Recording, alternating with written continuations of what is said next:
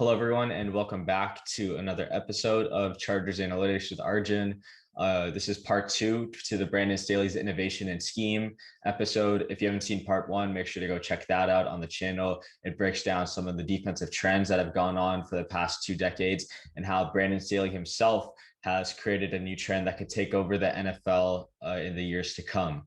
Now, in this episode, we're going to be breaking down some film of Brandon Staley and his 2 high safety look and compare it to Gus Bradley's 1 high safety look that he's ran with the Chargers for the past 4 years.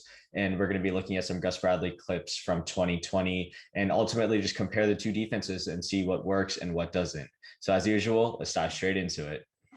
Right, so we're going to take a look at some film that I put together for you guys. We're going to be looking at Brandon Staley when he was with the Rams and Gus Bradley when he was with the Chargers. Okay. So our first clip is going to be the Rams versus the Seahawks. This is the playoff game, a very important game, right? And I'm going to mention in this clip, at this point in the game, Aaron Donald was hurt. The best defensive player of the past decade, without a doubt, is hurt, and they're playing without him right now. Yet Brandon Staley still found ways to confuse Russell Wilson. So I'm going to let the play run through the first time.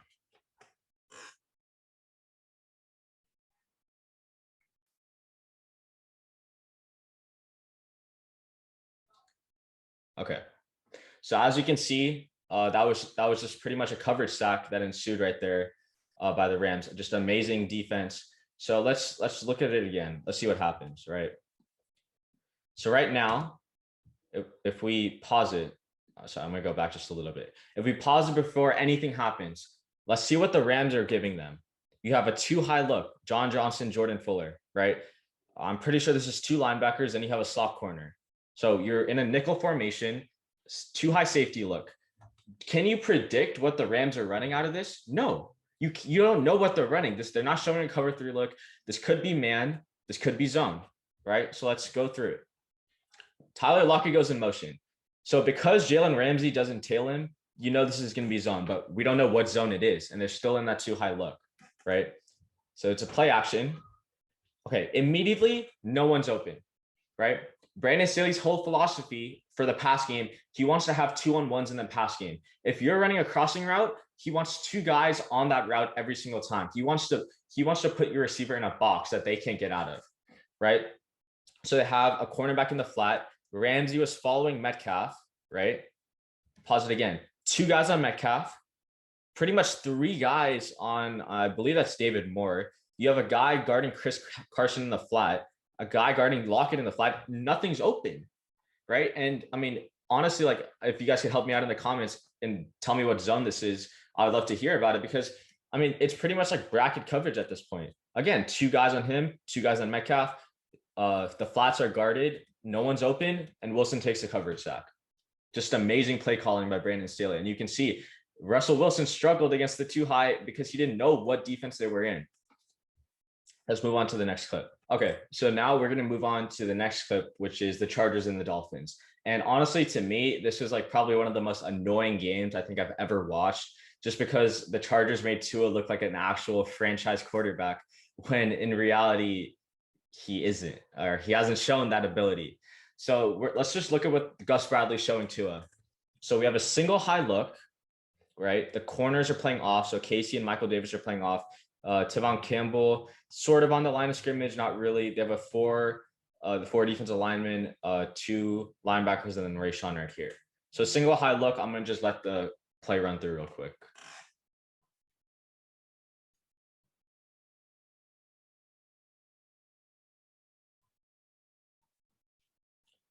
Okay, so basically they got a first down on this play, and let's just go through what happened. So again, they're showing a single high look.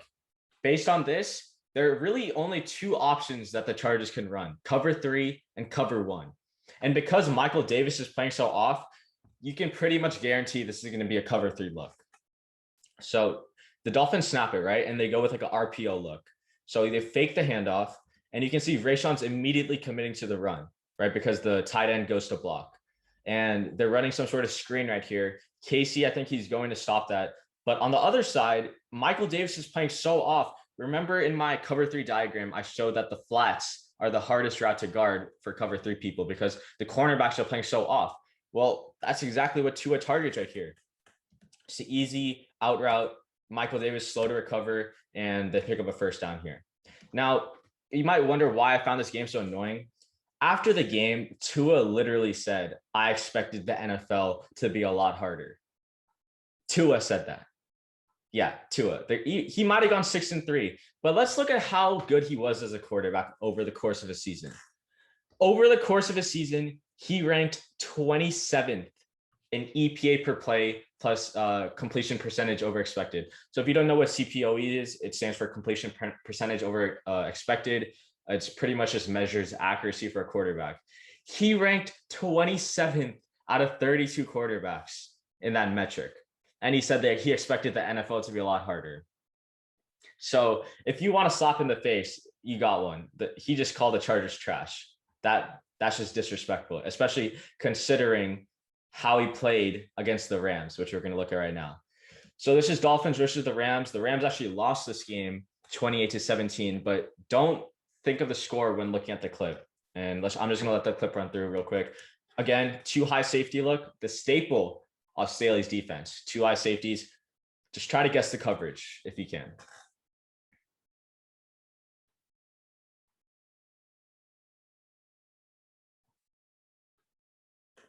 So as you can see, the Rams actually got a coverage sack on this play. Great pass rushing from Aaron Donald from the interior to really force that fumble. But let's talk about what the Rams actually ran here. So again, they're in that too high safety look. And you don't know what they're in. You don't know what coverage this is in. You don't know if this is cover 3, cover 6, cover 4. The cornerbacks are a little bit off. Looking at the quarterback, so you could assume this could be some type of cover 3 or even quarters based zone. But as soon as it's hiked, the safety, Taylor Rapp, immediately makes his way down. Darius Williams is eyeing the receiver. And usually when your eyes are on the receiver, it's a man. It's like a man call.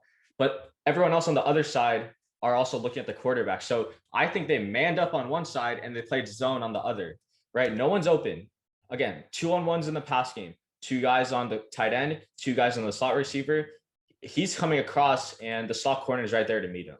So no one's open. They get a coverage sack fumble, and just an amazing job by Brandon Staley's defense to execute the play call. Now, just like I said, in that game, the score was 28-17. But let's look at how good, all right, this Miami offense was that week. When we look at week 8 specifically, using a 6% to 94% win probability, the Dolphins had the worst offense that week. The worst. If we talk about the worst in terms of EPA per play, they were so bad. And you might say, how did they score 28 points? I'll tell you. Punt return for a touchdown by Jakeem Grant. They had a fumble return for a touchdown on defense. They also had a fumble that they returned to the 1-yard line that Myles Gaskin got a 1-yard touchdown rush off of right after that. And they had a pick that ended up being a return to the Rams territory. So the Dolphins had to drive 30 yards, I think, for a touchdown. Otherwise, after that, they got nothing. They had nothing on this Rams defense, right? And Tua, pretty much the worst quarterback that week by far. Yeah, easily the worst. Really just couldn't do anything, right? So also, just again, an amazing job by Brandon Staley that week. They might have lost, but that defense pretty much did everything that they could. So we're going to go to the 4th clip. This was the Chargers against the Broncos. I hated to find this clip and record it for you guys and break it down, but it had to have been done. Chargers were winning by a lot, and you know what that means. When we're up by double digits, Gus Bradley's going to run his single high cover 3 prevent scheme that is so easy to predict, and the Broncos just shredded us in the second half pretty much. So again, I'm going to pause it right here. Single high look. Cornerbacks playing about 5-6 yards off the line of scrimmage. I'm just let it run through real quick.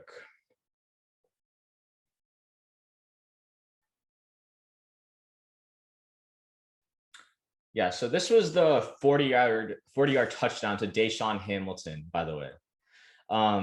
So the Chargers come out in that single high look. You can guess it's either going to be cover 3 or it's going to be cover 1. There's no disguise. There's no attempt to really disguise what coverage you're going to run. Gus Bradley's literally telling Drew Lock, yeah, I'm in cover 3. Just beat it. right? So he hikes it. You can see Davis starts running back. Casey starts running back. They run like a crosser. For some reason, Kaiser leaves his zone to go to the tight end, and he just lets Deshaun slip in right behind him. And of course, Nasir, you can see right here, just slips. Pretty much just sums up his entire season, just inability to really make plays when necessary. And Deshaun takes it to the house. So again, no creativity, no attempt to really try to hide what defense you're running. Gus Bradley just says, yeah, I'm running cover 3. What are you going to do about it? Well, that pretty much just lost us the game. So our final clip is the Rams versus the Bucks. I really wanted to do a clip from this game because the Rams had an amazing defensive performance against the Bucks this game. And this was a primetime game, Monday Night Football, and they really didn't shut down completely, but they did a great job against Tom Brady. So again, pre-snap, in that 2 high safety look, can you predict what defense they're going to be in? All eyes on the quarterback. No one's really looking like they're in man. Let's run through the play and see what happens.